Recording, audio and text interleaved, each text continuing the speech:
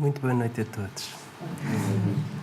É chegado o momento de vos falar um pouco e começo obviamente por vos saudar, lembrando aquilo que faz de hoje um dia especial.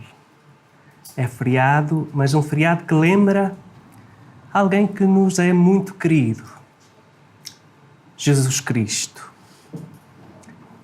É um amor que nós, quando somos confrontados com esse exemplo, é-nos difícil de compreender e, mais que tudo, torná-lo real nas nossas vidas.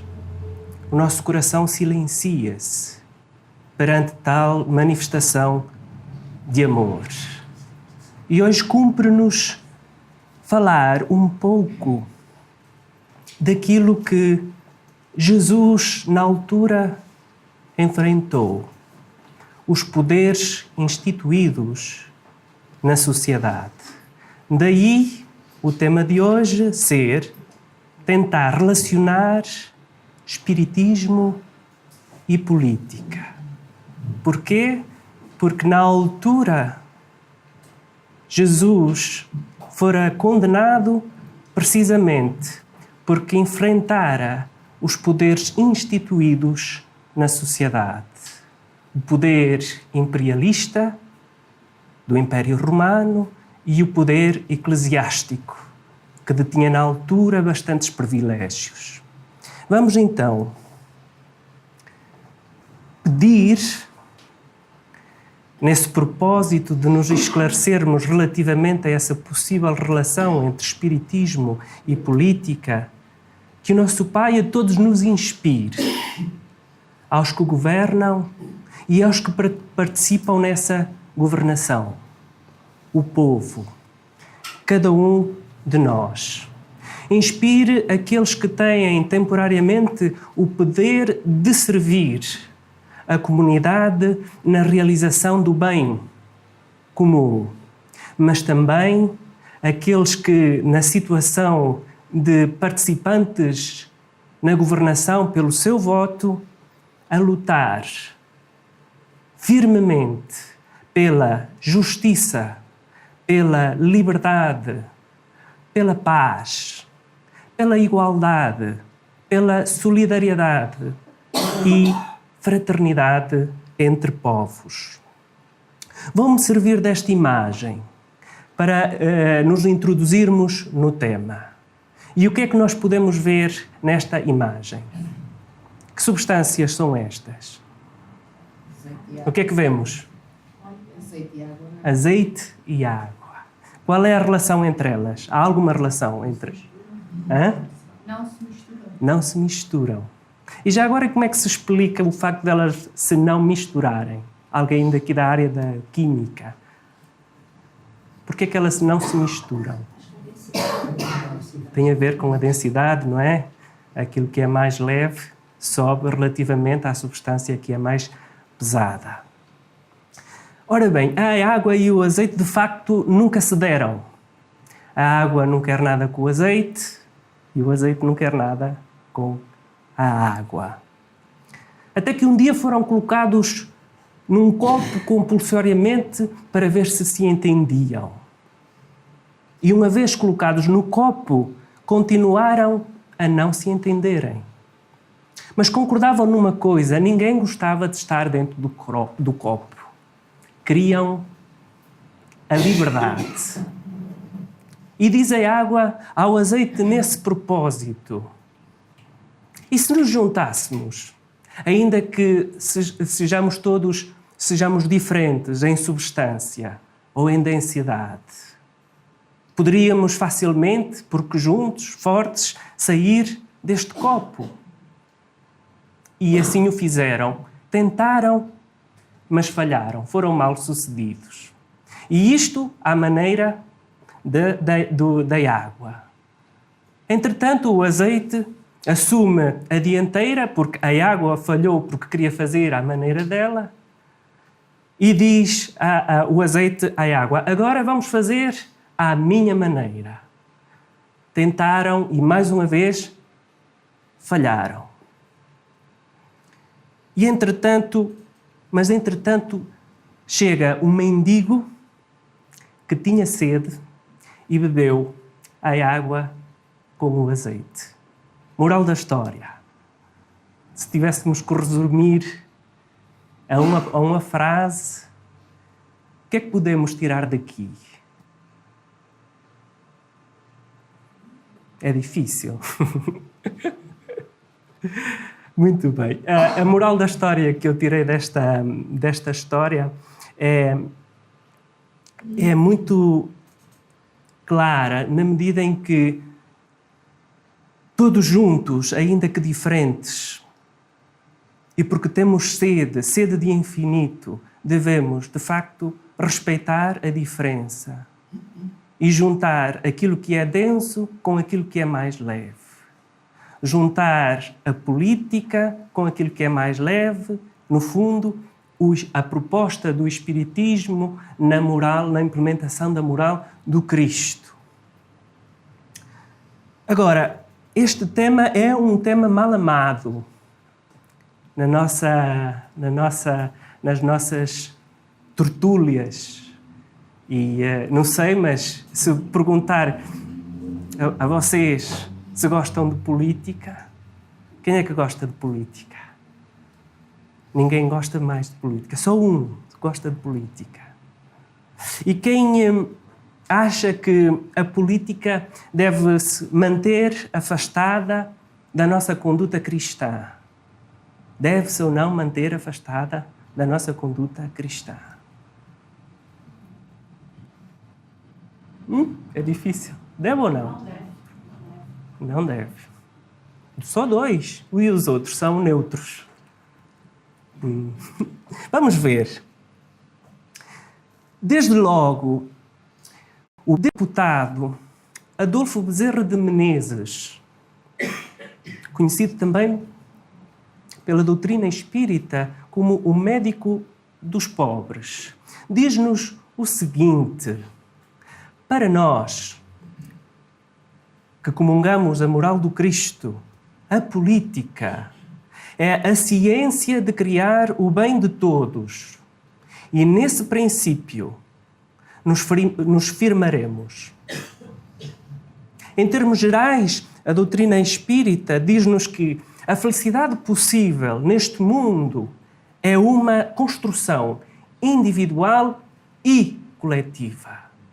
Jamais devem viverem separados. Devem estar no mesmo copo, o individual e o coletivo. E diz-nos também que ninguém pode ser feliz sozinho e rodeado de poucos.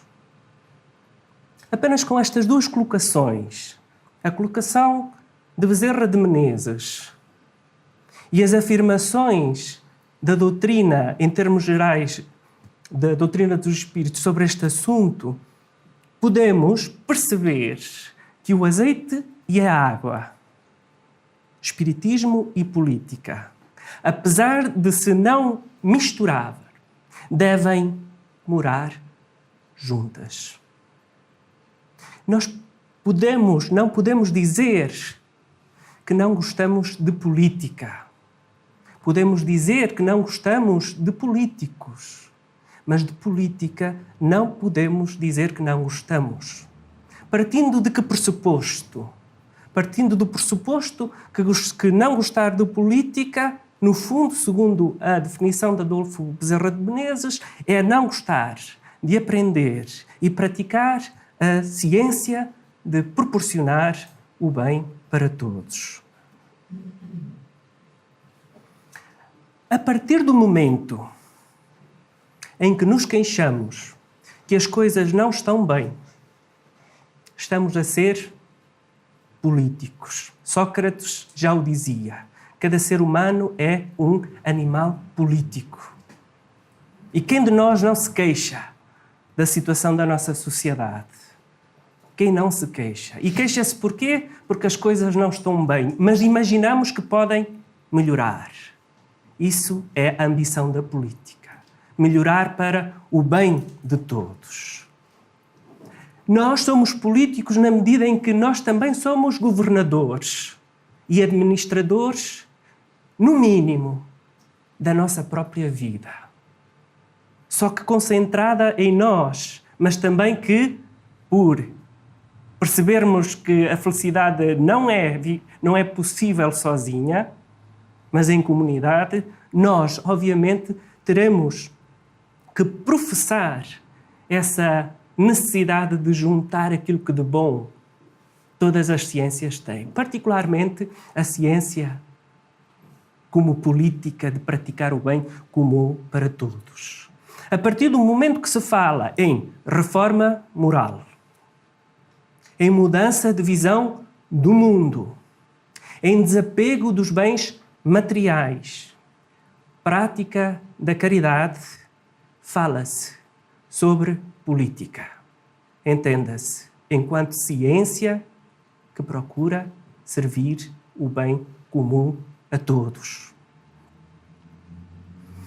Política vem do grego, de polites, que quer dizer cidadão, de polis, que quer dizer cidade.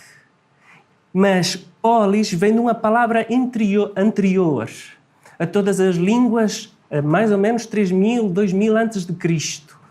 Pol, espaço em local elevado. E é curioso perceber aquilo que ouvimos na doutrina espírita, em que a felicidade depende da relação do indivíduo com a sociedade. E a cidade é um local elevado, no sentido em que nós, na sociedade, podemos progredir com maior eficácia. Ora, gostando ou não de política, apesar das coisas que ainda faltam por fazer, nós a ela devemos muito. A ponto de todas as nações, mais de 200 nações, em 1948, concordarem no primeiro artigo dos direitos humanos. Todos os seres humanos nascem livres e iguais em dignidade e em direitos, dotados de razão e de consciência. Devem agir uns para com os outros em espírito de fraternidade. Política é coisa má? Política não deve morar junta no nosso dia-a-dia, participando nessa construção do bem para toda a sociedade? Foco-me em 3 conceitos: liberdade, igualdade e, precisa-se, igualdade em dignidade e fraternidade. São estes 3 conceitos que fazem de hoje a nossa democracia, onde todos participam, servindo e lutando por esses valores. Liberdade, igualdade, fraternidade, a ponto de arriscarem e perderem a vida. E foram alguns nessa linha de progresso. Mas um coração maior se destaca pelo exemplo extremo e sublime na defesa desses valores. Hoje, se a Sexta-feira Santa é-o, porque alguém deu a vida para que a igualdade em dignidade fosse estabelecida entre todos os povos, dizendo: quem entre vós quiseres fazer-se grande, seja o vosso servo. Ora, quando ele proferiu esta mensagem e, mais do que dizer, a colocou em prática com todo o caráter, ele ameaçava na altura o poder instituído no imperialismo romano. Sentiram-se ameaçados nos seus privilégios. Porquê? Porque Jesus defendia até à morte a repartição do pão entre todos e o amor ao próximo a qualquer um. Não só afirmava a pretensão da igualdade social, mas além disso defendia que o fruto do trabalho deveria ser dividido justamente entre todos, indiscriminadamente. A mensagem de Jesus na altura fora tão forte que após a sua partida, o ambiente entre todos aqueles que os seguiam, sobretudo a comunidade primitiva cristã, a atmosfera era de um só coração e uma só alma. Ninguém dizia que coisa alguma do que possuía era sua própria, mas todas as coisas lhe eram comuns. O Espiritismo também defende, como não poderia deixar de ser, porque é consequência do exemplo da moral do Cristo. Na pergunta 803 do Livro dos Espíritos é perguntado: perante Deus, são iguais todos os homens? Sim, todos tendem para o mesmo fim. E Deus fez suas leis para todos. Dizeis frequentemente: o sol é luz para todos. E assim enunciais uma verdade maior e mais geral do que pensais. Ora, se o sol é para todos, também para todos deve ser o nosso propósito de servir, direta ou indiretamente. A nossa lei, quando diz que a lei é para todos, é consequência desta analogia entre aquilo que a natureza faz por todos nós, por todos. E isto relativamente ao conceito de igualdade. O segundo conceito é o conceito da liberdade, aquilo que a nossa sociedade luta firmemente para que ela não se perca. E mais uma vez, se hoje é Sexta-feira Santa, é porque alguém lutou até à morte para que o princípio da liberdade fosse estabelecida em toda a humanidade. Vamos ver o vídeo que afirma essa pretensão de Jesus. O Espírito do Senhor Deus está sobre mim, porque o Senhor me ungiu para pregar boas novas aos mansos. Enviou-me a curar os quebrantados do coração, a pregar liberdade aos cativos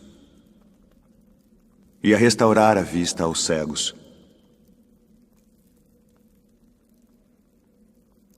a pôr em liberdade os oprimidos, a anunciar o ano aceitável do Senhor.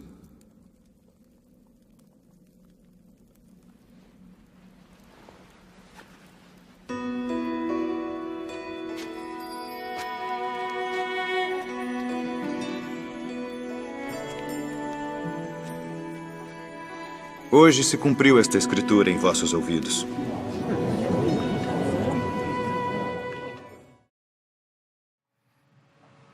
Quando Jesus leu esta parte das Escrituras, ele pôs em causa o poder instituído na altura aos sacerdotes que detinham o poder de interpretar a lei de Deus. Quando Jesus proferiu esta citação das Escrituras, ele pôs em causa o conforto e o poder instituído dos sacerdotes e declararam-no ameaça pública. Mas, na verdade, a ameaça era ele ocupar o lugar dos sacerdotes. Com esse medo, eles o levaram a Pilatos. E nesse caminho o condenaram. Porquê? Porque defendeu a liberdade. Em Gálatas, Paulo de Tarso diz-nos: para ficarmos livres é que Cristo nos libertou. Sede, pois, firmes, e não vos deixeis impor de novo ao jugo da escravidão. Hoje, se é Sexta-feira Santa, é porque alguém morreu para implementar em toda a humanidade o princípio da fraternidade. Jesus, com o seu exemplo, o mais alto de todos os espíritos, perante Deus, na relação com todos nós, neste gesto, diz-nos o seguinte: que não veio para ser servido, nas benesses que o poder instituído possa proporcionar em interesses particularistas e imediatistas. Ele veio para servir e dar a vida em resgate de muitos. E assim se cumpriu. Para aqueles que gostam de governar, fica claro que a ideia é servir o mundo através do Criador e não servir o Criador através do mundo. É diferente, muito diferente. Liberdade, igualdade, fraternidade. 3 palavras analisadas no livro Obras Póstumas, de Allan Kardec. Diz-nos: estas 3 palavras constituem por si só o programa de toda uma ordem social que realiza o mais absoluto progresso da humanidade. Liberdade, igualdade e fraternidade, que a nossa democracia, com todos os defeitos, também defende como Jesus defendeu até à morte. Mas, se a fraternidade em Cristo diz um por todos e todos por um, o egoísmo na política diz cada um por si. Conseguimos reconhecer ainda essa realidade no nosso contexto atual? Se a igualdade em Cristo diz a união faz a força, o orgulho na política sem Cristo diz a precariedade alimenta a minha força. A liberdade em Cristo diz nós confiamos naquilo que de bom há nos outros. Sejam eles quem forem, os mais pobres, os esquecidos, os oprimidos, que Jesus quis libertar da subjugação do poder daqueles que querem dominar o mundo. O egoísmo e o orgulho na política diz de bom apenas o vejo em mim. Vamos ver este modelo, o modelo do pêndulo de Newton. E vamos tentá-lo relacionar nessa relação entre política e a moral do Cristo. E perceber se conseguimos encontrar um outro conceito noutro modelo. É interessante esta analogia que fazemos Porquê? Porque uma vez acionada a força que relaciona todas as esferas, conseguimos perceber que nesse jogo de ações entre um e outros, há sempre alguém que se destaca depois do impacto, da força que trespassa todos. É um, são três, são quatro. E isso no mesmo plano. No plano deste mundo, onde, na verdade, o poder se institui. Porquê? Porque todos querem gozar dos benefícios do poder, relacionados e fundamentados, muitas vezes, se não maioritariamente, no lucro e nos interesses e destaques pessoais. Ora, este exemplo também nos ajuda a perceber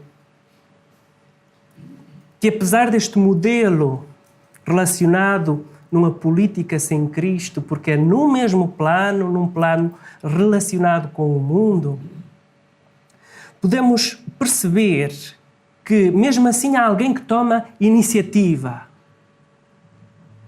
Mas essa iniciativa de alguns tem consequências muito significativas no bem-estar dos outros. Por haver uma política que se foca apenas neste plano, em que todos se vão destacando, ora uns, ora outros, há sempre as esferas que sofrem esse impacto, essas decisões importantíssimas no desenvolvimento de uma sociedade que se pretende justa. Mas é curioso que aquelas aquelas esferas que sofriam um impacto, elas também estão relacionadas, possivelmente, com aqueles que se mostram indiferentes e que permanecem, muitas vezes, neutros e mal sabendo que eles próprios são acusados ou cúmplices das decisões que vêm da hierarquia mais alta. Para aqueles que são indiferentes à política, não perceberam que com isso estão a ser cúmplices com todas as realidades que a atualidade hoje nos chega a mostrar em todos os mídias. É certo que pontuais, mas todos nós que comungamos uma leitura de conjunto, de unidade, todos por um e um por todos, se não agirmos, se não ligarmos ou se não convivermos com essa necessidade de beneficiar do instrumento governativo, servindo-nos da política, ciência de querer o bem, nós não avançaremos tão rápido como desejaríamos.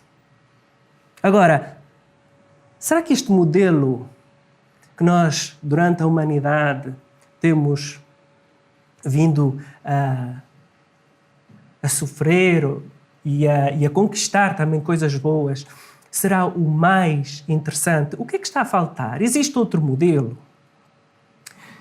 E eu encontrei o pêndulo das ondas. O conceito é o mesmo, o conceito de esfera. E vamos ver que relação é que podemos estabelecer entre o modelo anterior e este modelo.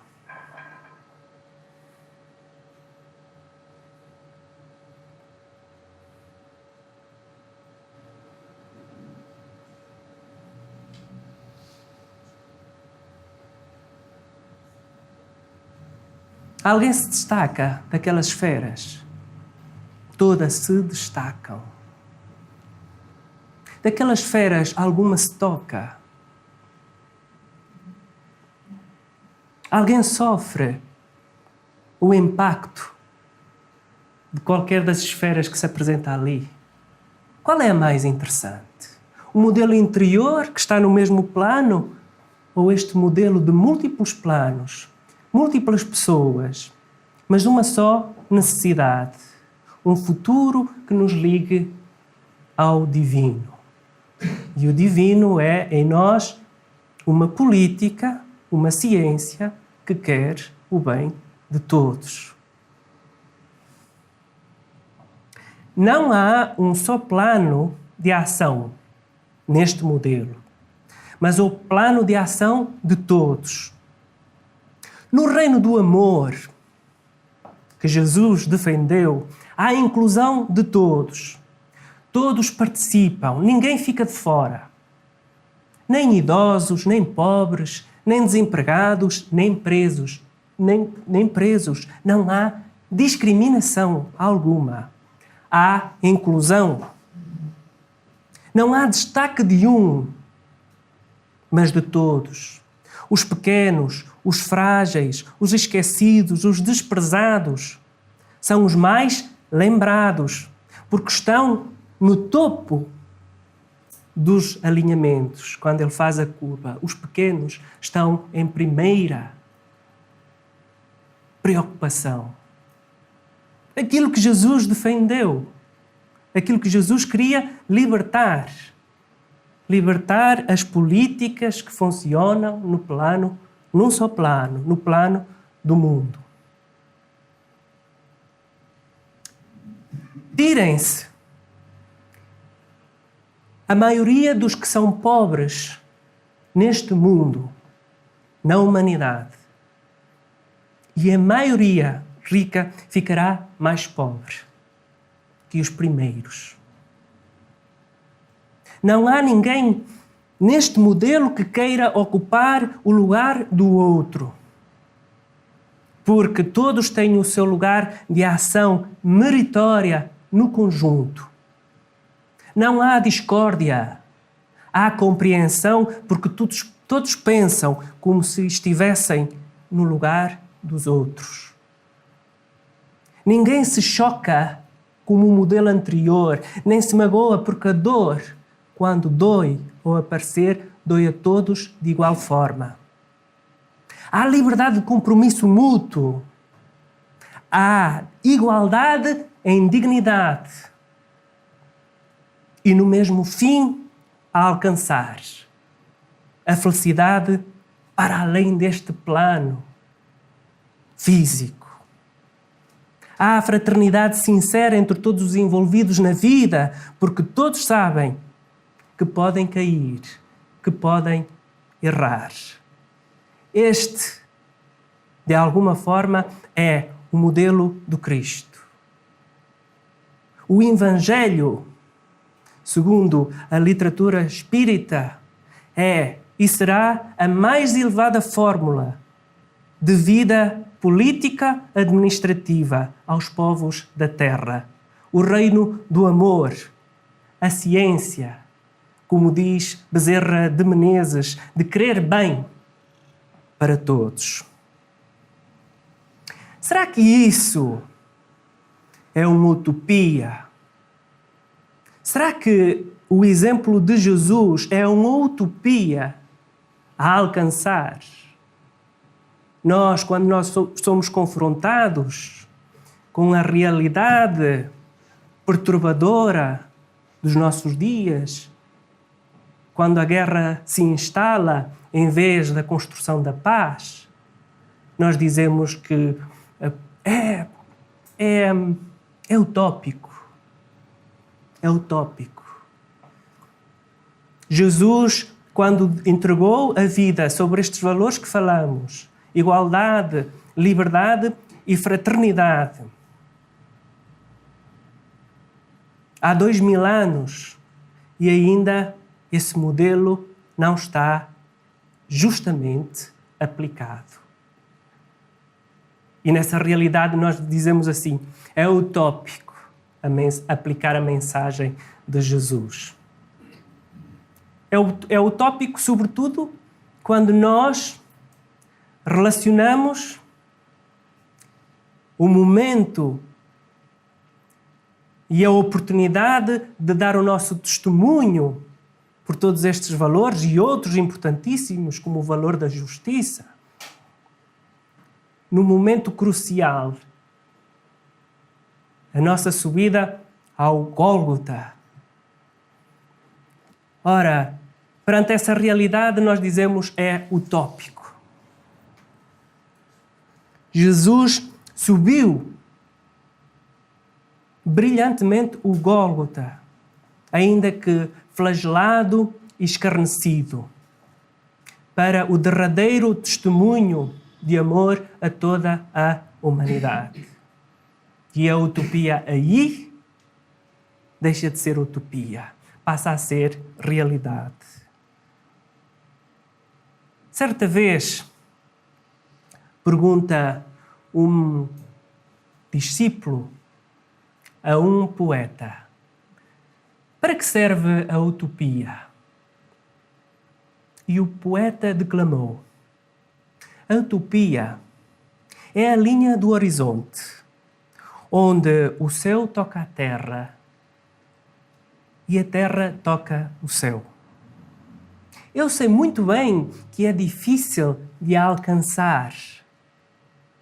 Se avanço 10 passos, ela recua 10 passos. Quanto mais a busco, mais ela se afasta de mim. Para que serve a utopia? Pergunta o poeta agora ao seu discípulo. A utopia serve para isso mesmo, para caminhar. A vida, para além deste mundo em Cristo, serve para isso mesmo, para caminhar, libertando-nos deste plano do mundo. Seja o nosso modo de proceder conforme a nossa condição política, ou condição mais ostensiva ou menos ostensiva. Neste preceito, e quem governa, seja como quem serve. Servir a humanidade através do amor do Criador em nós e não servir o amor do Criador através do mundo. Uma Páscoa muito feliz para todos.